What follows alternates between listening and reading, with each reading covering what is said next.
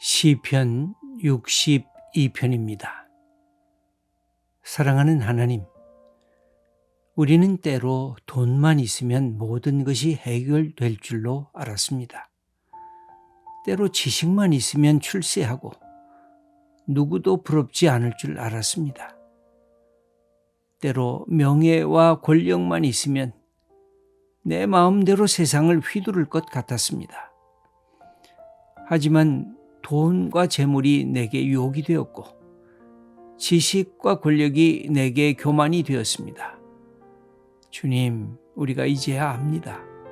돈보다, 지식보다, 권력보다 더 소중한 분 바로 주님이십니다. 오직 하나님만을 바라봄으로 주님의 기쁨이 되게 하옵소서. 아멘. 시편 62편은 그가 고난 속에서 어떻게 하나님을 바라야 할 것인가를 우리들에게 가르치고 있습니다. 이 시인이 깨달은 것이 뭘까요? 시인은 고난 속에 있습니다. 여러분, 우리가 질병에 걸리면 건강한 것이 얼마나 소중한 것임을 압니다. 우리가 때로 우리의 직장을 잃어버리면 내가 직장에 하루하루 다닐 수 있다는 것이 얼마나 고마운 일이었는가를 압니다. 기업이 파산되면 그동안 내가 하나님으로부터 받은 축복이 얼마나 컸는가를 이렇게 그리워하게 됩니다. 여러분, 우리의 인생은 내가 가진 것으로 만족하지 못하고 내가 이것을 잃어버리게 돼서야 그때 깨닫습니다. 그래서 너무 늦어요. 젊을 때에 내가 공부했어야 되는데 생각해보니까 나이가 너무 늙었어요. 젊었을 때 내가 바르게 살아야 됐는데 내 생각을 그렇게 살지 못했던 내가 벌써 인생을 다 지나고 있어요. 이게 우리의 인생이 갖고 있는 후회요, 우리의 인생이 갖고 있는 아픔인 것입니다. 내가 있을 때 이것이 감사하고, 건강할 때 건강이 감사하고, 내가 직장 다닐 때 직장 다니는 것이 감사하고, 내가 기업을 운영하면서 기업이 축복을 받는 것 이 자체가 이때 내가 감사할 줄 알면 이게 지혜로운 사람입니다. 근데 우리는 지혜가 다 모자라서 없어져야. 그래서 여기 인생이라고 하는 것이 자기가 얼마나 잘났는가, 내가 얼마나 힘이 있는가, 내가 얼마나 높은가, 세상 사람들이 나를 얼마나 주시하는가, 이것을 갖고 있다가 어느 날 이 모든 것이 다 사라지고 나서 그때 깨닫는 것이 있습니다. 여기 시인도 마찬가지. 이게 다윗의 시이긴 합니다만 여기 보면 인생이 뭔지를 먼저 고백합니다. 9절 말씀을 한번 읽어보도록 하겠습니다. 슬프도다. 사람은 입김이며 인생도 속임수이니 저울에 달면 그들은 입김보다 가벼움이니라. 이게 자기의 인생을 돌아보면서 그렇게 말합니다. 사람에 의지하는 사람들, 거기에 모든 것을 기대는 사람들, 여기에 인간에 대한 것이 모든 것을 최고라고 생각하는데, 여기에서 이 시인은 인생이 무엇인지를 절절히 깨닫고 있습니다. 이게 슬프도다. 사람은 입김이라는 겁니다. 한번 훅 불면 사라지는. 여러분, 겨울철에 훅 불면 이렇게 안개처럼 이게 증기가 나갔다가 싹 하고 사라져. 이 입김과도 같은, 인생이 그렇게 사라지는 존재고, 여기 인생은 속임수와도 같다. 그들은 입김보다 가벼우다. 저울에 달아보면 입김보다 인생이 더 그렇게 가볍다는 것입니다. 영어 성경을 보면 우리가 여기 보면 조금 더 설명을 하고 있습니다. 미천한 출신의 사람, 로우본도 한숨, 입김이고, 그 다음에 명문 출신 하이본, 이 명문 출신도 눈속임에 불과하다, 라이라고 되어 있습니다. 여기 보면 그들은 아무것도 아니라 nothing 이런 표현을 쓰고 있습니다. 입김 한 번 부는 것처럼 인생이 왔다가 인생이 사라지는 것을 경험하게 될 때에 인생이 이렇게 열려지기 시작합니다. 여러분, 그래서 우리가 회개하는 것은, 회개가 안 되는 것은 인생이 아무것도 아니다라는 사실을 알면 이 모든 게 회개가 되기 시작을 하는데, 또 인생이 아무것도 아닌 사실을 알게 되면 인생 자체가 기쁨으로 내게 다가옵니다. 이게 살아있다는 것도 기쁘고, 손이 이렇게 움직이고 있다는 것도 기쁘고, 눈이 본다는 것도 기쁘고, 귀가 들린다는 것도 기쁘고, 내 발로 한 발자국 한 발자국 걷는다는 것도 기쁘고, 내 옆에 사랑하는 가족들이 있는다고 하는 것도 기쁘고, 오늘 내가 출근할 수 있는 직장이 있다는 것도 기쁘고, 가면은 동료들을 만나는 것도 기쁘고, 비록 나쁜 상사가 내 위에 있다고 하더라도 내가 이렇게 일할 수 있는 자리가 있다는 것도 기쁘고, 이 인생 자체가 기쁨이 되는 것은 내 인생이 본래 잠깐 있다가 없어지는 인생임을 알게 되면 인생의 모든 것이 내게 감사한 조건들로 다가오게 됩니다.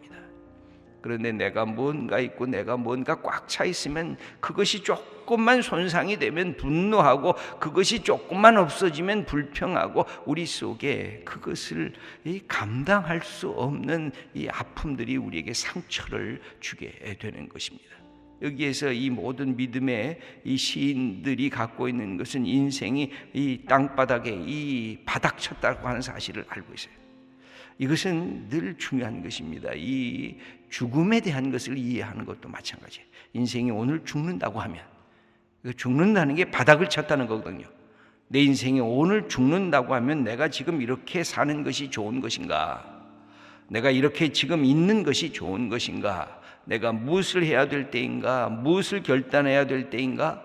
내가 죽는다고 하면 지금 내가 이렇게 만질 수 있고 내가 이렇게 만날 수 있는 이 만남이 얼마나 소중한 것인가? 그걸 우리가 깨닫게 되는데, 이 바닥이라는 게, 그래서 하나님께서는 때로는 우리에게 고난도 주시고 때로는 인생이 죽음이라고 하는 것에 한계성이 있다는 사실을 가르쳐 주는데, 시인들의 얘기를 쭉 읽어보면 전부 다 그 사실을 알고 있어요. 인생은 본래 아무것도 아닌 존재에서 하나님이 나를 부르셨구나. 인생은 본래 죽음으로 갈 수밖에 없는 것인데 이 땅에서 살게 하셨구나. 이 사실을 깨달으니까 모든 것이 하나님의 사랑이요, 모든 것이 하나님의 긍휼이요, 내가 힘들고 외로울 때도 하나님이 나를 지켜보시고, 내가 가진 것이 다 없을 때에도 인생이 살아있다는 것만으로도 내 인생을 다시 시작할 수 있구나 하는 그 사실을 마음속으로부터 깨닫게 되는 것. 이게 믿음의 사람들의 모습입니다. 그 인생이 무엇인지를 알게 됐습니다. 그러면서 이 아무것도 아닌 인생 속에 하나님이 내게 다가오시는 것을 경험하면서 구원이, 소망이 하나님께 있음을 선언하기 시작해요. 여기 한번 1절 말씀을 읽겠습니다. 나의 영혼이 잠잠히 하나님만 바라며 나의 구원이 그에게서 나오는도다. 여기에 보면 이 바닥을 친 인생이 하나님으로부터 구원이 온다는 사실을 알고 내가 하나님을 바라보기 시작을 합니다. 이 똑같은 말이, 이것은 여기에서 시인이 반복하는 마치 구호처럼, 그의 인생의 모토처럼 그렇게 선언하는 내용이기도 합니다. 5절 말씀도 읽어보겠습니다. 나의 영혼아 잠잠히 하나님만 바라라. 무릇 나의 소망이 그로부터 나오는도다. 여기에 똑같이 하나는 서술형으로 되어 있고 하나는 명령형으로 되어 있는데 내용은 똑같습니다. 내가 영혼이 잠잠히 하나님만 바라보겠다는 것입니다. 그러므로 하나님께서 내 소망이 되시고 하나님께서 내 구원이 되시는 그 하나님을 향해서 내가 전적으로 내 모든 시선을 그를 향해서 가겠다는 것입니다. 여기에서 바라봄이라고 하는 것, 하나님을 바라보는 것, 하나님을 기다리는 것, 이 두 가지는 함께 갑니다. 여러분, 바란다는 말은, 기다린다는 말이 동반되지 않으면 바랄 수가 없습니다. 여러분, 소망이 있으면 기다려야 됩니다. 기다릴 줄 아는 사람은 소망이 있다는 뜻입니다. 그래서 여기에서 잠잠히 기다리라고, 그렇게 잠잠히 바라보라고 우리들에게 말씀하고 있는 것입니다. 이 바라봄은 누구를 바라보는가에 대한 이 목표가 늘 중요합니다. 흔들리는 돈을 바라보고 흔들리는 명예를 바라보면 그것은 추락한다는 것입니다. 그러므로 흔들리지 않는 우리에게 영원한 주인이시고 생명이신 하나님을 향하여 내 영혼이 바라보라는 것입니다. 그러면 그 하나님께서 하늘과 땅을 만드시고 모든 것을 주신 분이기 때문에 하나님으로부터 그 모든 축복을 내가 받을 수가 있다는 것입니다. 그런데 우리는 이 세상에 있는 것을 바라보므로 이것을 주신 하나님을 놓치는데 하나님을 바라보라고 그렇게 말씀을 합니다. 그런데 이 현실은 만만치가 않습니다. 여기 보면 적대자들이 그를 둘러싸고 이 공격을 하고 있습니다. 어떤 그 모습으로 달려들까요? 3절과 4절 말씀을 함께 읽겠습니다. 넘어지는 담과 흔들리는 울타리 같이 사람을 죽이려고 너희가 일제히 공격하기를 언제까지 하려느냐? 그들이 그를 그의 높은 자리에서 떨어뜨리기만 꾀하고 거짓을 즐겨하니 입으로는 축복이요 속으로는 저주로다. 이게 이 시인을 공격하는 사람들의 모습인 것입니다. 넘어지는 담과 흔들리는 울타리 같이 사람을 덮치려고 그렇게 준비하고 있고 공격하고 또 공격하고 비난하기를 도대체 언제까지 하려느냐 하고 묻고 있습니다. 그들이 이 사람을 높은 자리에서 떨어뜨리기를 꾀하고 말로서 거짓을 말하는 것. 여러분, 사탄이 갖고 있는 제일 큰 특징이 거짓으로 남을 무너뜨리려고 해요. 두 가지 특성. 하나는 거짓, 그리고 상대방을 존중하는 것이 아니라 상대방을 무너뜨리려고 하는 이것이 바로 사탄적인 것이에요. 여러분, 이게 창세기에 아담과 하와를 찾아왔던 이 사탄도 똑같아요. 이 모든 것이 다 똑같아요. 귀신 들린 사람을 억누르는 사탄의 역사도 똑같아요. 이 모든 이 사탄의 역사의 핵심은 거짓에 있어요. 그 거짓과 상대방을 무너뜨리려고 하는 것, 이런 사탄적 세력이 끊임없이 이 시인을 아프게 하고 있습니다. 그때 이 시인이 고백하는 반복적인 이 선포가 있습니다. 여기 2절 말씀을 읽겠습니다. 오직 그만이 나의 반석이시요 나의 구원이시요 나의 요새이시니 내가 크게 흔들리지 아니하리로다. 여기에 하나님만이 나의 반석이시고 하나님만이 나의 구원이시고 하나님만이 나의 요새시고 하나님이 흔들리지 않으므로 나도 흔들리지 아니하겠다, 이렇게 선언을 하고 있는 것입니다. 여기에 6절 말씀을, 똑같은 말씀을 다시 한번 반복을 하고 있습니다. 읽겠습니다. 오직 그만이 나의 반석이시요 나의 구원이시요 나의 요새이시니 내가 흔들리지 아니하리로다. 그래서 하나님을 바라보면서 내 삶의 이 능력과 축복을 내가 받겠다는 것입니다. 그러므로 이 말씀을 다시 한번 7절에 다시 변형시켜서 고백하고 있는데 읽겠습니다. 나의 구원과 영광이 하나님께 있음이요 내 힘의 반석과 피난처도 하나님께 있도다. 하나님이 내 구원이시고 나의 영광이시고 내 반석이시고 내 피난처고 하나님 앞에 내 모든 것들을 내가 맡기겠습니다 하고 하나님 앞에 나가면서 이것이 개인의 고백만이 아니라 공동체의 고백이 되기를 소원하면서 하나님 앞에 아뢰고 있습니다. 여기 8절 말씀을 읽겠습니다.